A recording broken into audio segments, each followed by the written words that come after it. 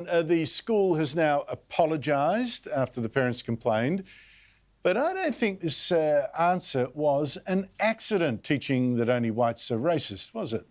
No, and what an outrageous thing to do. And, you know, well, personally, if I had my kid at that school, I'd be having serious thoughts about what sort of an education they are receiving. To put the question, can only whites be racist? Andrew, you referred earlier when you were chatting to Peter, and what a great tragedy that was today with Peter Ridd. But when you were chatting to Peter, you were talking about the kind of Kafkaesque world we're living in. And I remember as a child or as a teenager reading 1984, there's the section or the idea that 2 + 2 = 5. And even as a young guy, I thought, well, this is ridiculous. No one would ever believe that sort of nonsense. This is hyperbole. This is, you know, George Orwell is exaggerating. There's just no way anyone would believe 2 + 2 = 5. But that is exactly the situation we are in now. For example, the phrase "all lives matter." Now, I'm quite happy to say the phrase "all lives matter." I believe it. I think it's true. I think it's a fundamental truth. But I am told by people with a straight face, you can't say that because it is racist. It is racist to say all lives matter. This is the same sort of thing. To say that only whites are racist is in itself racist. So it's a kind of weird thing. So whoever the person was, are we to assume that it was a white person who wrote that phrase about themselves, perhaps? But the idea that, let's just look at the facts. First, the single most important fact is that it is not true. It is just simply not true. The truth is, anybody is capable of being a racist, and we know that through history. For example, I'll just give, there are any number of examples you can pick throughout the Middle East. You have whole nations that won't allow Jews to be there, have laws against Jews or Yazidis or Kurds or Druze or whatever, different races, different ethnic groups, and they actually have laws against them. Malaysia won't allow Israelis or Jews into their country. I used to do a lot of work in Indonesia, Malaysia, and throughout Asia, and any Australian who has worked in Malaysia or anywhere in Asia knows full well that there is systemic racism within those countries against themselves. For example, you will often have in India, if you're doing a film or a commercial, they will look for the whiter coloured skin of an actor, a lighter, fairer Indian skin. I remember in Malaysia being horrified to learn that they have the Orang Asli, who are the original indigenous.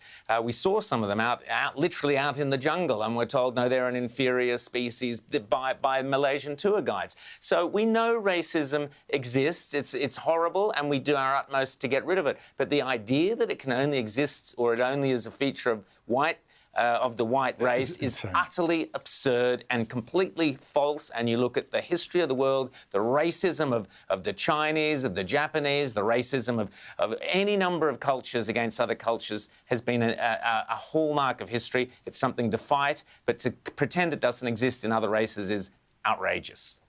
Well, you have a look at the Hutu-Tutsi genocidal conflict in Rwanda. You look at the anti-Chinese riots for many years, some of them extremely bloody in Indonesia.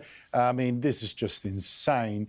But, you know, it comes from this theory, Rowan, and one of the dictionaries, I think Merriam-Webster, has changed their definition of racism to reflect it. Racism is only racism if it's backed by institutional power, and apparently only whites have institutional power, which is, again, a stupid racist theory. In fact, we get this very same theory now taught by Associated Press, which happens to be a leading international news agency. And it says that from now on, it will write black with a capital B when referring to people, but white with a lowercase w when referring to whites. And it says it's spelling black with a capital B because people who are black have strong historical and cultural commonalities, even if they are from different parts of the world. Now, that includes a shared experience, it says, of discrimination due solely to the colour of one's skin. Now, this in itself, just on this alone, seems to me racist, Rowan, that all blacks are alike in this way, you know, whether it's Barack Obama in the White House, to an Alabama single mum, to a Nigerian kleptocrat back in Africa, or a Somali Islamist, all victims of racism. True or not? Look, there's only one word I'd be spelling with a capital letter, and that's idiots. And that's the people who with a capital I, who put out this idea.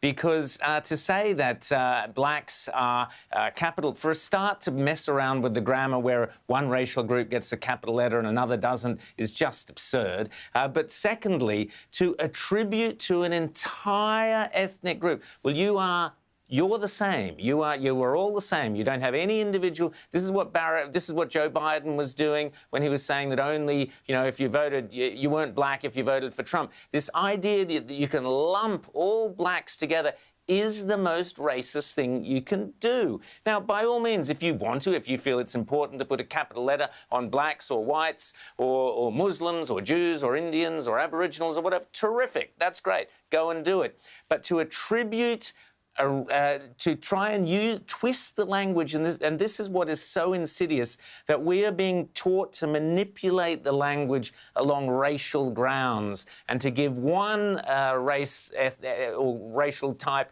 a lowercase and one an uppercase is so sinister and so depraved in my mind, but it also is of itself completely racist, and it dehumanizes one group of people, and it elevates another group of people, pitches them against each other, and seeks to separate them, when, of course, as Martin Luther King said, never, ever. Martin Luther King would have torn up that capital B for blacks. He said, no, it's nothing to do with colour. It's to do with your character, mate. Look, it's so strange because it's like a woke version of that old racist thing, all Asians look alike, they're all the same. No, they're not. But here, in front of our eyes, in our own lifetimes, we're getting the left saying they're not racist, telling us that all blacks are alike. They're all victims. And by the way, the reason all whites don't get a capital W, they're not all alike, except, of course, they're all apparently racist. So in that view, they are all alike. It's just so extraordinary. Quickly before we go, Channel 10 is probably the most woke station, ABC, SBS, Channel 10, they're all in the same category, I guess. It won't accept blackface of any kind, right?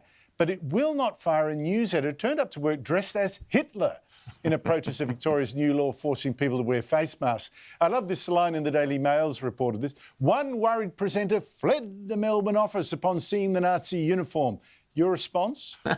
Well, it doesn't surprise me. I'm sure I'd probably flee if I saw a Nazi uniform coming down the corridor towards me. But here I have to say, you see, this is hypocrisy writ large. Personally, I don't have a problem if someone wants to dress up and do whatever in the same way that I don't have a problem. This is cancel culture, and we must be very careful to call out cancel culture. This bloke needs to apologise for what he did. It's hugely disrespectful to all the victims of Nazism, and it's not the sort of thing that you want to do or encourage. Let's not forget Prince Harry, the wokest individual in the world now, spent his youth trotting around to fancy dress parties dressed as Hitler, and plenty of others before him have done the same. So let's not go down the cancel culture trap. The bloke needs to understand why what he did was so offensive to so many people. I think a quick trip down to this excellent Sydney Jewish Museum there in Paddington would be terrific, and to be shown around. I don't think he should be fired. I think he should be educated, and I think that is always the best way to deal with these sorts of problems. Yeah, I agree with you, but I think it's very interesting. If he had dressed up in blackface, he'd be out so fast you'd see the scorch marks on the carpet. Exactly. But and this is the hypocrisy. It's not quite so important. But also the tender souls at Channel 10. I'd confront him. But someone flees the officer. I mean, they don't want to be seen in that photo, that Instagram photo that will haunt them for the rest of their career, Andrew. And this is the insidious world we're in at the moment. Oh, my goodness. Rowan, I read, like you, 1984 and Kafka as a kid. I had no idea this stuff would be happening in front of my eyes. Rowan Dean, thank you so much indeed for your time.